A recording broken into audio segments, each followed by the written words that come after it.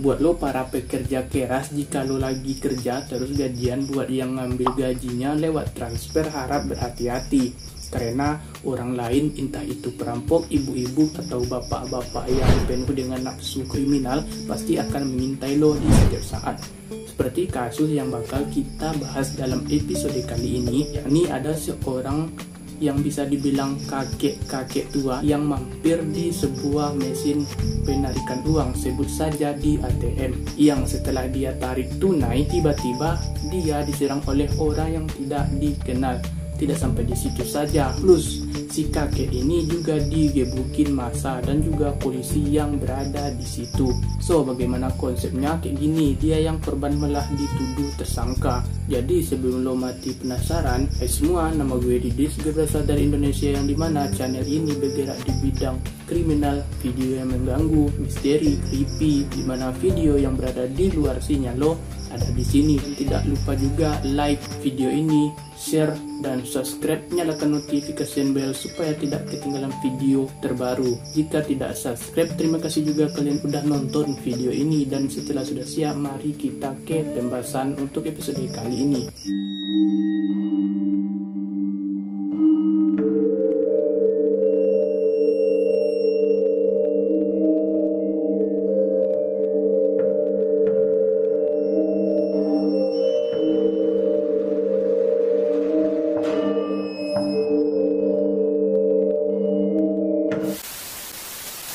Pada tanggal 17 Februari 2004 ada seorang pria berusia 68 tahun yang tidak disebutkan namanya, yang kita sebut saja Ojisun. Dia tinggal di kota Ikaishi, Jepang. Adalah kota kecil yang terletak di prefektur Mihaya, Nagoya. Dia sedang berbelanja di Juskor Jose, atau sebagai kata di Indonesia yakni mall. Adalah jaringan departemen store yang populer di seluruh Jepang, tempat di mana Anda dapat membeli apapun mulai dari buah-buahan dan sayur-sayuran hingga kasur, sampai dengan kursi pijat berukuran besar, dan hampir selalu sangat sibuk untuk kenyamanan pembelinya. Semua departemen store mereka memiliki sudut ATM. Ojisan baru saja menghabiskan uangnya untuk membeli belanjaan dengan kedua tangannya memegang tas belanja yang sangat berat. Dia perlahan-lahan mendekati mesin ATM yang sibuk dengan belanja yang masih dipegang. Dia tidak memperhatikan wanita yang berlama-lama di sekitaran ATM. Jadi si kakek ini tidak memperhatikan seorang wanita yang berdiri di samping pintu arah masuk ke dalam ATM.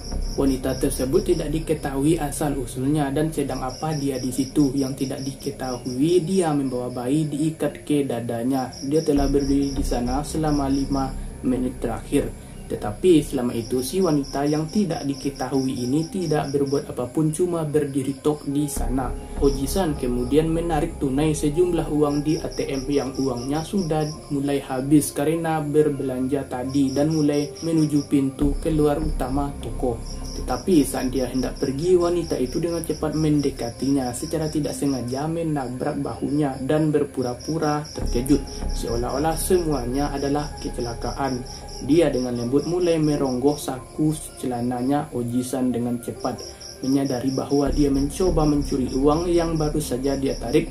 Dia mungkin berusia 68 tahun, tetapi tangannya bergerak cepat dan dia mengambil dompetnya tepat saat yang sama dengan yang dia lakukan oleh wanita misterius tadi. Mereka bergulat sejenak. Wanita itu dengan putus asa berusaha melepaskan dompet itu dari genggaman Ojisan.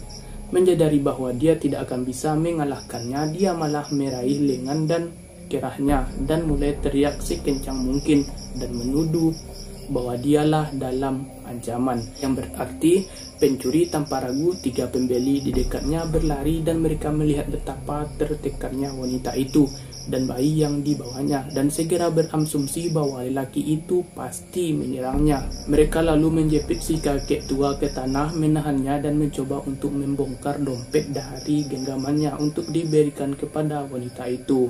Tetapi Ojisan menolak untuk dirampok dan dia memegang dompetnya dengan penuh semangat sehingga beberapa kartu bank di dalamnya patah. Dia memohon kepada pembeli yang menahannya dan memberitahu mereka bahwa dia tidak bersalah, bahwa dialah yang sebenarnya dirampok. Orang yang mencoba merampoknya tetapi pembeli tidak mau mendengarkannya. Sebaliknya, mereka memanggil pihak berwenang petugas yang terlalu muda dan tidak berpengalaman. Kebetulan, si petugas ini berada di dekatnya dan merupakan orang pertama yang merespon melihat betapa paniknya Ojisan. Mereka segera memborgolnya dan memaksanya untuk tetap di lantai. Mereka menangani situasi dengan sangat agresif, bahkan lensa kacamatanya pecah. Selama 20 menit berikutnya, Ojisan ditahan dengan salah satu petugas berlutut di atasnya. Pria berusia 68 tahun itu mulai menggerang hingga muntah dan bahkan kesadaran akan stres dan kebrutalan situasi telah meningkatkan tekanan darahnya. Namun para petugas menolak melepaskannya. Dia tetap diborgol dan tidak memanggil bantuan medis.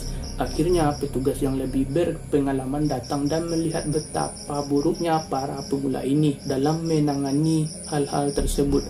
Dan petugas berpengalaman ini bertanya di mana korbannya. Tetapi para polisi pemula tidak tahu kemana pergi si wanita tadi, dan pada saat itu dia sudah lama pergi setelah menyelinap ke dalam kerumunan tanpa ada yang menyadari bahwa Ojisan sedang dalam keadaan yang sangat buruk. Petugas baru ini melepaskan borgolnya dan memanggil ambulans, tetapi kerusakan telah terjadi. Mengalami serangan jantung, dia meninggal dalam keesokan harinya. Polisi mengajukan tuntutan terhadapnya sehari setelah dia meninggal meskipun tidak ada bukti bahwa dia telah melakukan kejahatan dan bahkan tanpa mengetahui siapa atau di mana wanita itu berada. Untungnya ada beberapa petugas yang rajin mengecek CCTV yang tidak terlibat dalam penganiayaan Ojisan. Mereka tidak menyukai cara kasus ini ditangani dan mengambil tindakan sendiri untuk menyelidiki setelah memeriksa rekaman CCTV. Mereka dengan cepat memutuskan bahwa Ojisan telah mengatakan yang sebenarnya. Wanita tak dikenal itu memang mencoba mencuri kartu ATM milik Ojisan. Dia benar-benar tidak bersalah, namun dia tetap dituduh bersalah.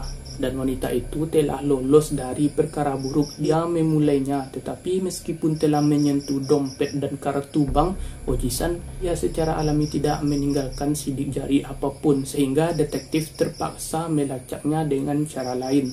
Karena undang-undang privasi yang ketat di Jepang, yang pihak berwenang tidak pernah merilis rekaman CCTV kejadian ini ke publik. Undang-undang privasi di sekitaran mereka sangat ketat. Bahkan potongan gambar dari rekaman tersebut jarang didistribusikan dalam kasus ini, namun mereka membuat pengecualian.